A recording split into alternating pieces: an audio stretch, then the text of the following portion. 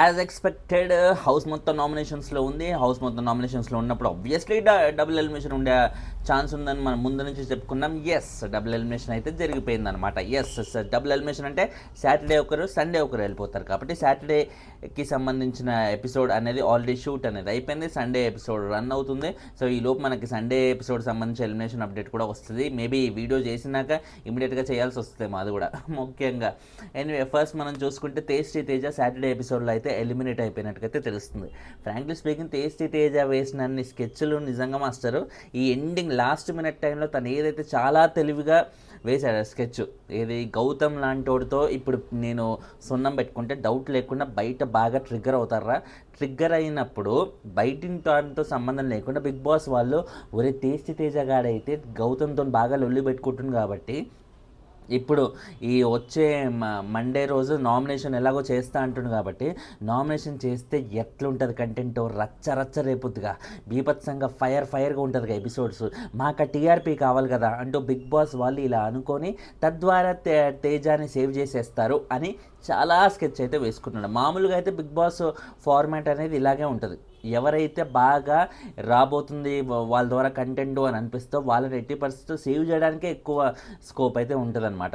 ఈ రోజు వరకు కూడా పృథ్వీ హౌస్లో ఉండడానికి కంటిన్యూ అవ్వడానికి కారణం ఏంటి అంటే ఇదే.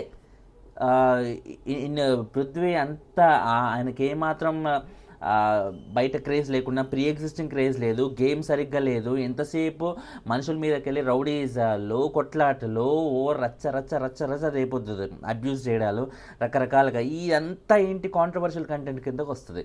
కాంట్రవర్షియల్ కంటెంట్ ఈ రేంజ్లో ఇస్తుంటే బిగ్ బాస్ అదే పనిగా అందులోనూ సీజన్లో అంత విషయం లేని సీజన్లో ఆయన ఎంతో కొంత కంటెంట్ ఇస్తుంటే అలాంటి వాడిని ఎందుకు పంపించేస్తారు చెప్పండి? ఎన్నిసార్లు నామినేషన్స్లోకి వచ్చినా కూడా పృథ్వీ ఎందుకు సేవ్ అవుతున్నాడు? పోనీ ఇన్నిసార్లు నామినేషన్స్లోకి వచ్చి తనకేమైనా ఓటింగ్ పెరుగుతూ ఉందా? నామినేషన్కి వచ్చిన ప్రతిసారి రిస్క్లోనే ఉంటున్నాడు, ప్రతిసారి బాటంలోనే ఉంటున్నాడు. ఎలా అండి మరి సేవ్ అయ్యేది? ఎందుకంటే ఆయన ఈ రేంజ్ కాంట్రవర్షియల్ కంటెంట్ ఇస్తున్నాడు కాబట్టి ఇస్తుంటోడు మాకు కావాలి రాబాయ్, పృథ్వీ కోసం మేము ఎవరినైనా పంపించేస్తామని ముందు నుండి కూడా అదే పనిగా ఎలిమినేషన్ చేస్తూనే ఉన్నాడు. At the end of the day Prithvi వంతు కూడా ఆల్మోస్ట్ ఈ వీక్ వచ్చేసినట్టే. సండే ఆయనే వెళ్ళిపోబోతున్నారు అన్నట్టుగా టాక్ అయితే వినిపిస్తుంది. మనం అది కన్ఫర్మేషన్ వచ్చినప్పుడు మనం అది చెప్పుకుందాం. కానీ ప్రస్తుతానికైతే టేస్టీ తేజ సాటర్డే ఎపిసోడ్లో అయితే ఎలిమినేట్ అయినట్టుగా తెలుస్తుంది. తేజ కూడా అలాంటి కైండ్ ఆఫ్ పృథ్వీని ఎలాగైతే ఉంచుతున్నారు అనేది ఆయనకు ఆల్రెడీ ఒక ఐడియా అయితే ఉంది కాబట్టి వైల్డ్ కార్డ్గా వచ్చేసినప్పటికంటే ఫస్ట్ 5 వీక్స్లో పృథ్వీ చేసిన రచ్చ అంతా తెలుసు. దానివల్ల పృథ్వీ కంటిన్యూ అవుతున్నాడని తెలుసు. సో ఆయన కూడా పృథ్వీ స్టైల్లో ఏమన్నా చేస్తే వర్కౌట్ అవ్వద్దేమో అన్నట్టుగా అనుకున్నాడు అన్నమాట. కానీ బిగ్ బాస్ వాళ్ళు ఇది మళ్ళీ అదే. ఇప్పుడు ఇలాంటి లాస్ట్ సీజన్లో చూసుకుంటే తేజ ఇలాంటి కైండ్ ఆఫ్ స్కెచ్చే వేశాడు. ఏంటి, తనకంటే వీక్గా ఉన్న వాళ్ళు అండ్ కొత్తగా వచ్చిన వైల్డ్ కార్డ్స్కి ఓటింగ్ ఉండదు కాబట్టి వాళ్ళకి వేయాలి, తనకంటే వీక్గా ఎవరు ఉండొచ్చు హౌస్లో వాళ్ళు ఉంటారా వాళ్ళని నామినేట్ చేద్దామని అలా ఆయన నామినేట్ చేసిన ప్రతి ఒక్కరూ అదే పనిగా లాస్ట్ సీజన్లో వెళ్ళిపోతూనే ఉన్నారు. అంత తెలివిగా ఉండేది, అంత గ్రాస్పింగ్ పవర్ బాగా యూజ్ చేసేవాడు. ఆ గ్రాస్పింగ్ పవర్ ఏదో గేమ్ మీద యూజ్ చేస్తే చాలా బాగుండేది. కానీ ఆయన గేమ్ మీద పెట్టకుండా ఇలాంటి అతి తెలివి మీద పెట్టేసి చాలా వారాలు అయితే హౌస్లో కంటిన్యూ అవ్వగలిగాడు. At the end of the day హౌస్లో కంటిన్యూ అవ్వడం అయితే బాగానే ఉంది. కానీ తనకి లాస్ట్ సీజన్లో వచ్చిన పేరు అయితే లేదు.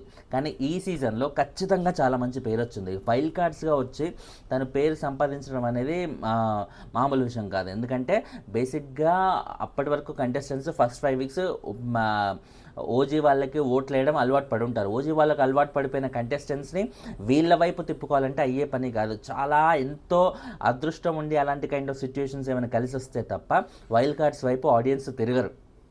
అందుకే హరితేజ లాంటి ఆ ఫస్ట్ సీజన్లో టాప్ 3లో ఉన్న హరితేజ కూడా ఈ సీజన్లో అసలు ఏమాత్రం ఆడియన్స్ కన్సిడర్ చేయకపోవడానికి కారణమే అది.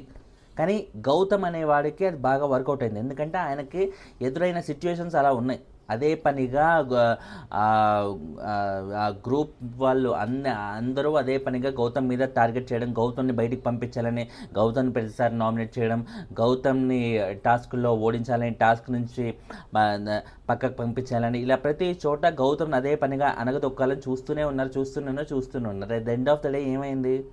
గౌతమ్ మీద అదంతా సింపతిగా వర్కౌట్ అయ్యి ఆ సింపతి నుంచి ఇప్పుడు ఏకంగా కుర్రోడు టైటిల్ రేస్లో పడిపోయాడు. టైటిల్ రేస్లో ఒక వైల్డ్ కార్డ్గా వచ్చిన కంటెస్టెంట్ పడిపోయాడు అంటే అది కూడా లాస్ట్ సీజన్లో పెద్దగా ఇంపాక్ట్ చూపించలేని కంటెస్టెంట్ ఇప్పుడు వచ్చి లాస్ట్ సీజన్లో అది కూడా నెగిటివ్ ఇంపాక్ట్ చూపించకపోవడం కూడా కాదు. లాస్ట్ సీజన్లో అశ్వత్థామ అయ్యి ఒక జోకర్ అయిన ఒక కంటెస్టెంట్ ఈ సీజన్లో వచ్చి టైటిల్ రేస్లో పడ్డాడంటే ఎవరి వల్ల? వాళ్ళ గ్రూప్ గేమ్ వల్ల, అదే పనిగా గౌతమ్ మీద కాన్సన్ట్రేట్ చేసి అనగదొక్కాలనుకోవడం వల్ల. సో ఇప్పుడు మణికంఠ విషయంలో కూడా వాళ్ళు అలాగే గ్రూప్ గేమ్ ఆడారు, మణికంఠని హీరో చేశారు. ఆయన అదృష్టం కాదు, వీళ్ళ బ్యాడ్ టైం కొద్దీ ఆయన మధ్యలోనే వెళ్ళిపోవడం వల్ల, సెల్ఫ్ ఎలిమినేషన్ చేసుకొని బయటికి వెళ్ళిపోవడం వల్ల వీళ్ళు మళ్ళీ ఓకే మేము మారాల్సిన అవసరం లేదనమాట, మణికంఠ వెళ్ళిపోయాడుగా ఇంకేముంది మేము మళ్ళీ మా ఒరిజినల్ ట్రాక్లోకి వచ్చేస్తాం అన్నట్టుగా ఒరిజినల్ ట్రాక్లోకి వస్తే ఇప్పుడు మణికంఠ ప్లేస్లో లిటరల్గా గౌతమ్ వచ్చి కూర్చున్నాడని చెప్పుకోవాలంతే. సో మణికంఠకి రావాల్సిన ఆ క్రేజ్ అంతా ఆయన వెళ్ళిపోయాక ఆటోమేటిక్గా గౌతమ్కి ట్రాన్స్ఫర్ అయినట్టుగా ఉంది. ఎందుకంటే అదే గ్రూప్ గేమ్ మణికంఠ విషయంలో ఏదైతే గ్రూప్ గేమ్ ట్రై చేశారో అదే గ్రూప్ గేమ్ గౌతమ్ విషయంలో కూడా వీళ్ళు మళ్ళీ ప్లే చేశారు. కుర్రోడ్ని హీరోగా చేసి టైటిల్ రేస్లో పెట్టాడు. సో ఇప్పుడు తేజ కూడా అలాంటిదే ఉండాలనే ఉద్దేశంతో గౌతమ్ని ఈ టైంలో నేను టార్గెట్ చేస్తే, ఎందుకంటే ఫ్యామిలీ వీక్లో వచ్చిన ప్రతి ఒక్కరు కూడా గౌతమ్ని అదే పనిగా టాప్ 5లో పెడుతూ ఉండడం చూశాడు కాబట్టి, ఒక పృథ్వీ ఫ్యామిలీ తప్ప గౌతమ్కి బయట బాగా క్రేజ్ వచ్చిందన్నమాట. గౌతమ్ ఇప్పుడు టైటిల్ రేస్లో ఉన్నాడన్నమాట. మనం ఏం చేద్దాం, గౌతమ్ని గెలకాలి అంటే ఇప్పుడు ఆయన దగ్గర ఉన్న ఆయుధం ఏంటి? ఇప్పుడు ప్రత్యేకంగా నిఖిల్ని కూడా అందరూ పెట్టారు, నబీల్ని కూడా అందరూ పెట్టారు టాప్ 5లో. కానీ వాళ్ళిద్దరిని ఇప్పుడు గెలికితే పెద్దగా వచ్చేది ఏం లేదు. ఎందుకంటే వాళ్ళిద్దరికీ తేజ ఎలాగో ఈ మన కమెడియన్స్ అందరూ రాయల్స్ అందరూ ఎలాగో కొంచెం యాంటీగానే ఉన్నారు అన్నట్టుగా ఉంది. బట్ గౌతమ్ లాంటి వాటితో పెట్టుకుంటే ఎలా ఉంటుంది? ఎందుకంటే గౌతమ్తో పెట్టుకునే సిచ్యువేషన్ వచ్చింది అక్కడ. గౌతమ్ తేజాన్ని సెలెక్ట్ చేయకుండా ఉన్నాడు ఇప్పుడు ఆ దాంట్లో. సెలెక్ట్ చేయకుండా ఉన్నాడు కాబట్టి గౌతమ్ చేసింది కరెక్ట్ అయి ఉండొచ్చు, కానీ నాకు మాత్రం అది రాంగ్ అన్నట్టుగా అదే పనిగా ఆర్గ్యుమెంట్ పెట్టుకున్నాడు. అదే పనిగా ఆర్గ్యుమెంట్ పెట్టుకోవడం వల్ల అది తనకి నెగిటివ్ అవుతుందని కూడా తెలుసు. కానీ ఆ నెగిటివ్ అయినందుకు అట్లీస్ట్ అది కంటెంట్ పరంగా బిగ్ బాస్ వాళ్ళు భావించి ఈ 13th వీక్ తనని సేవ్ చేశారనుకో, 14th వీక్లో హ్యాపీగా పడతాడు కదా. లేకపోతే తన 14th వీక్లో పడే అవకాశం లేదు, బయటికి వెళ్ళిపోతాడని తనకు కూడా తెలుసు. ఎందుకంటే టాప్ 5లో మన ఫ్యామిలీ వీక్లో వచ్చిన వాళ్ళు ఎవరు తేజాన్ని పైన కన్సిడర్ చేయలేదు కాబట్టి, టాప్ 5లో కన్సిడర్ చేయలేదు కాబట్టి, ఎక్కువ మంది కన్సిడర్ చేయలేదు కాబట్టి. సో తేజకు ఆ విషయం తెలిసి ఎలాగో సీజన్ ఎండింగ్కి వస్తుంది, నేను నెగిటివ్ అయితే ఏంది పాజిటివ్ అయితే ఏంది, నేను ఇలా చేయడం వల్ల ఇంకో వారం నేను అడిషనల్గా ఉంటానా లేకపోతే డైరెక్ట్గా ఫినాలే వీక్లో వెళ్తానా, అదృష్టం కొద్ది నాకు అది చాలా నెగిటివ్ ఏంది పాజిటివ్ ఏంది రా భయ్ అన్నట్టుగా, కావాలంటే బయటికి వెళ్ళి గౌతమ్కి సారీ పడేస్తాను అయిపోతుంది, ఏముంది చెప్పండి అన్నట్టుగా ఇలా ప్లాన్ వేశారు. బట్ ఈ ప్లాన్ అంతా బిగ్ బాస్ పసిగట్టి ఈ ప్లాన్లు గీన్లు మన దగ్గర వర్కౌట్ కాదంటూ తేజాని ఈ వీక్ అయితే ఎలిమినేట్ చేసేసారన్నమాట. ఎందుకంటే ఇలాంటివి ట్రై చేస్తున్నారు అనుకోండి, ప్రతి సీజన్లో వచ్చేవాళ్ళు తీరా వాళ్ళు ఎలిమినేట్ అయిపోతారు అనే వైబ్ వచ్చినప్పుడు ఇలాంటి లొల్లిలో పెట్టుకుంటారు. సో ఈ స్ట్రాటజీ బాగా వర్కౌట్ అవుతుంది. అలాంటి హోప్స్ అనే వాళ్ళు వచ్చే వాళ్ళకి ఇవ్వకూడదు.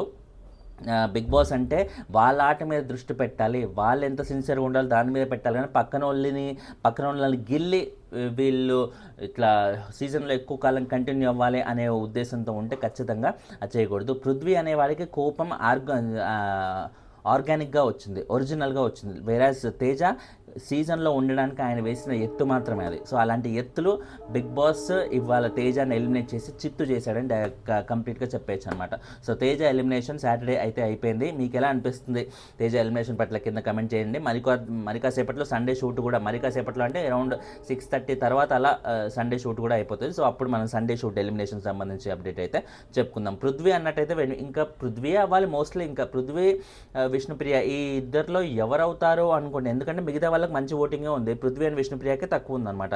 ఈ పృథ్వీ అండ్ విష్ణులో ఎవరో ఒకరిని పంపిస్తేనే కంటెంట్ చాలా బాగుంటుంది. ఏ ఒక్కరినంటే పృథ్వీని పంపిస్తే విష్ణుప్రియ అదే పనిగా ఏడుస్తూ కూర్చుంటుంది కాబట్టి ఆ కంటెంట్ అంతా బాగా జనరేట్ అవుతుంది. అదే విష్ణుని పంపిస్తే పృథ్వీ ఏమన్నా అలా ఏడుస్తాడా, ఏడ్చే ఛాన్స్ ఉందా? అసలు 1% కూడా లేదు. కాబట్టి డౌట్ లేకుండా పృథ్వీ వెళ్ళిపోయే అవకాశం ఎక్కువ శాతం ఉంది. బట్ కన్ఫర్మేషన్ వచ్చాక మనం దాని గురించి కూడా వీడియో చెప్పుకుందాం. Thanks lot for watching.